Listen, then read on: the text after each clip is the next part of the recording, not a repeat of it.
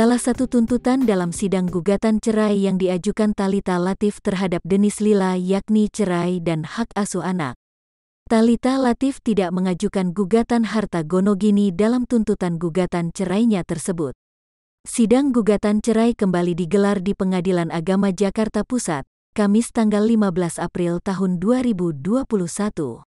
Agenda sidang yakni pembacaan gugatan dari pihak penggugat, Thalita Latief. Seusai sidang gugatan cerai, Thalita Latief mengatakan bahwa dia menyiapkan 9 lembar gugatan cerainya yang diserahkan kepada majelis hakim. Dia mengatakannya di Pengadilan Agama Jakarta Pusat, didampingi tim kuasa hukumnya, Maruli Tampu-Bolon, Kamis tanggal 15 April tahun 2021.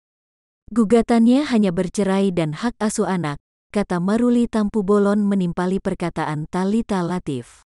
Wanita berusia 32 tahun itu memastikan bahwa dia tidak mengajukan gugatan harta gono gini dalam perceraiannya dengan personel grup band Lila itu. Pasalnya, Thalita Latief menyadari keadaan keuangan rumah tangganya dengan Dennis Lila selama 10 tahun ini. Apa yang mau diminta dari dia, ucap Thalita Latief seraya tertawa. Pokoknya saya ingin ini cepat selesai saja, katanya lagi.